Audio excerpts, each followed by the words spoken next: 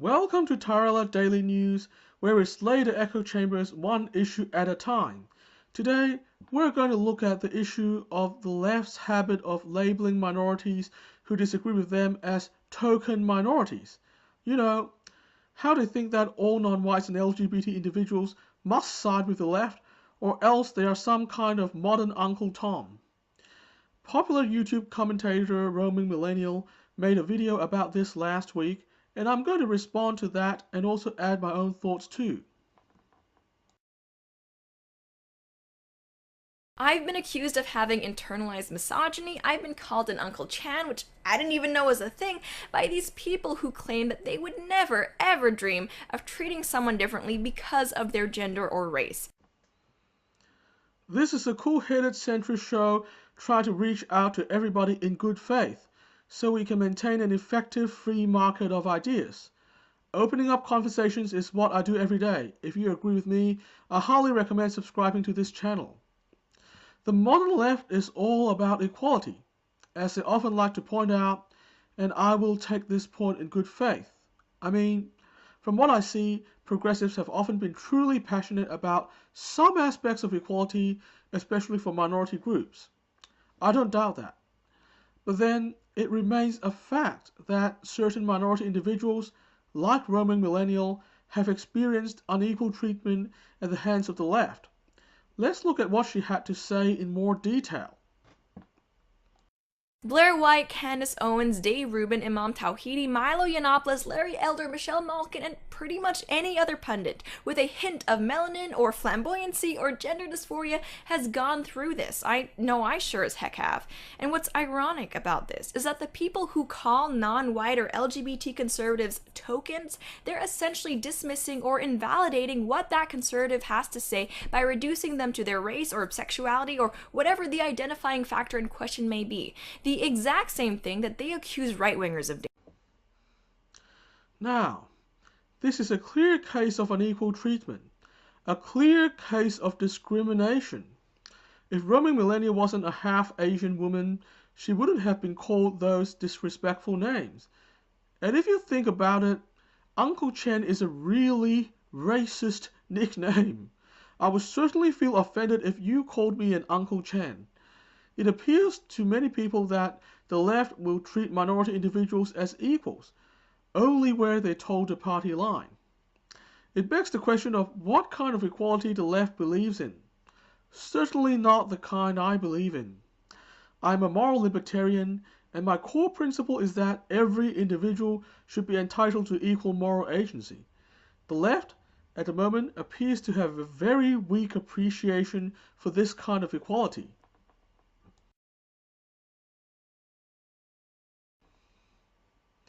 The core moral libertarian principle is that every individual should have their fair, equal share of moral agency.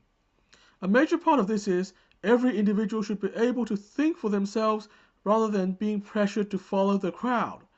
In this spirit, individual views that differ from conventional expectations should be equally respected, and every voice should be considered in good faith.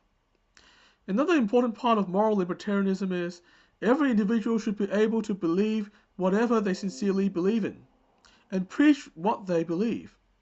Every individual should be able to live according to their own moral consciences, regardless of their race, gender, or orientation. This is clearly not happening with the left, and their dismissive attitude towards minorities who think differently.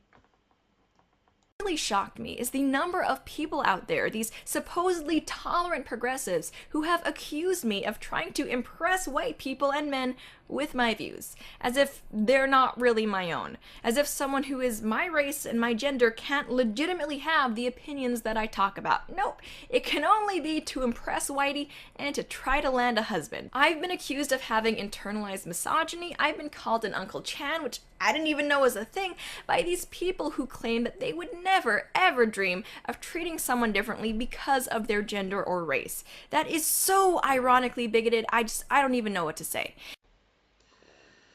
For moral libertarians, equality of moral agency is the first and most important equality. From our point of view, if the left fails to even respect this kind of equality, then all the other equality talk is truly hypocritical. To choose economic equality over free speech, for example, would be a true act of cowardice. After all, in a world where one doesn't have an equal right to be outspoken, where one must toe the party line in whatever they do, people are essentially zombies anyway. So what's the use of having economic equality? The point is, if a straight white man were making conservative arguments, progressives will engage with the ideas. But if a minority individual is making the same arguments, progressives turn it into something about token minorities, refusing to take the argument seriously. It's unfair and frustrating. And Roaming Millennial is certainly not the only conservative minority individual being unfairly targeted by progressives. Just a few days ago, I discussed the unfair treatment towards Dave Rubin and Blair White in progressive circles. It is clearly a systematic problem. In the words of progressives themselves, this is a clear case of systematic oppression of certain minorities. How ironic. Now, I'm not saying that progressives can't disagree with Roaming Millennial or any of the other individuals she mentioned in her video. I mean, if they didn't disagree with conservatives, they wouldn't be progressives, right?